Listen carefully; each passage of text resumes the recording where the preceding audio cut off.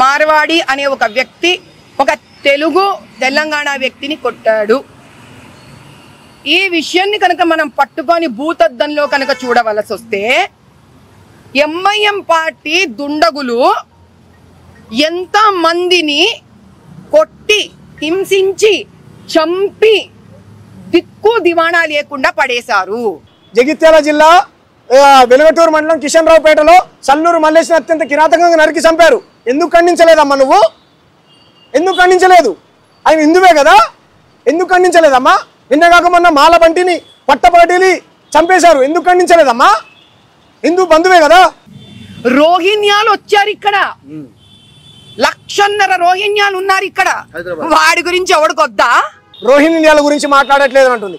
రోహిణ్యాలను పట్టుకోవాల్సినటువంటి బాధ్యత ఎవరిదమ్మా? నేనేమన్నా సెంట్రల్ మినిస్టర్నా? ఏం చేస్తా ఉన్నారు నరేంద్ర మోడీ గారు? కాంగ్రెస్ హయాంలో జ్వరపడ్డారంట రోహిణ్యాలు. నీ హయాంలో పట్టుకోవచ్చు కదా. బీజేపీ ప్రభుత్వం 11 ఏళ్ళ నుంచి అధికారంలో ఉంది కదా. రేవంత్ రెడ్డి గారు ఏమైనా పర్మిషన్ ఇయ్యనంటున్నారా? కేంద్ర బలగాలు వచ్చి రోహిణ్యాలను పట్టుకుంటా అంటే 3.5-4 కోట్ల తెలంగాణ ప్రజలలో హిందూ కొట్టుకుంటున్నాడు, హిందూ ముస్లిం కొట్టుకుంటున్నాడు, ముస్లిం హిందూ కొట్టుకుంటున్నాడు. ఒక్క మార్వాడి ఒక్క హిందూ. అసలు మార్వాడి అని చెప్పడం ఏంటి అంత అసహ్యంగా ఉంది? తెలంగాణలో అతని ఆధార్ కార్డు ఉండింటుంది, ఓటర్ ఐడి ఉండింటుంది. ఈ విషయాలు ఇంత పెద్దగా చేస్తున్నారు ఎవరు? ఆ కమ్యూనిస్ట్ గారు చేస్తున్నారు ఇవంతా, ఆ లెఫ్టిస్టులు. ఎందుకని? బీజేపీ గవర్నమెంట్ సెంటర్ లో స్ట్రాంగ్ గా ఉంది, దేశాన్ని ముందుకు తీసుకొని వెళ్తుంది. కాంగ్రెస్ ని తరిమి కొట్టి బయటికి వెళ్ళిపోయే టైం వచ్చింది కాబట్టి అటు మహారాష్ట్రలో రెచ్చగొడుతున్నారు, కర్ణాటకలో రెచ్చగొడుతున్నారు, ఇప్పుడు తెలంగాణకు కూడా వచ్చారు. హిందూ ముస్లిం పంచాయతీ పెట్టుకుంటూ జస్టిస్ కోసం కొట్లాడుతున్నటువంటి మమ్మల్ని ఈ రోజు మతోన్మాద గుండాలతో ఫోన్ చేపించి థ్రెటన్ చేస్తారా? ఖబర్దార్, ప్రాణాలను అర్పిస్తాం కానీ మా నేల హక్కుల కోసం కొట్లాడతాం మేము. తెలంగాణ శ్యామ్ అంట ఆయన ఎవరో తెలంగాణ శ్యామ్ అంట, వాడంట వీడంటది. ఖబర్దార్ మాధవీలత, వాడు గీడని మాట్లాడితే మూతి పళ్ళు రాలుతాయి. సంస్కారంగా మాట్లాడడం నేర్చుకో.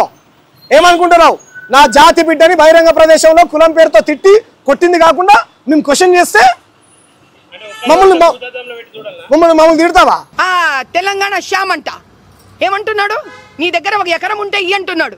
నా దగ్గర ఎకరం ఉండే ఇచ్చే ముందు నువ్వు ఇక్కడికి వచ్చి అమ్మవారి గుడి దగ్గర దెబ్బలు తినిపో. నువ్వు ఫస్ట్ అమ్మవారి గుడి గురించి శ్యామ్ ఏమంటున్నాడు? నా ఎకరం పొలం ఏమంటున్నాడు? రైట్, నేనేం చెప్పాను?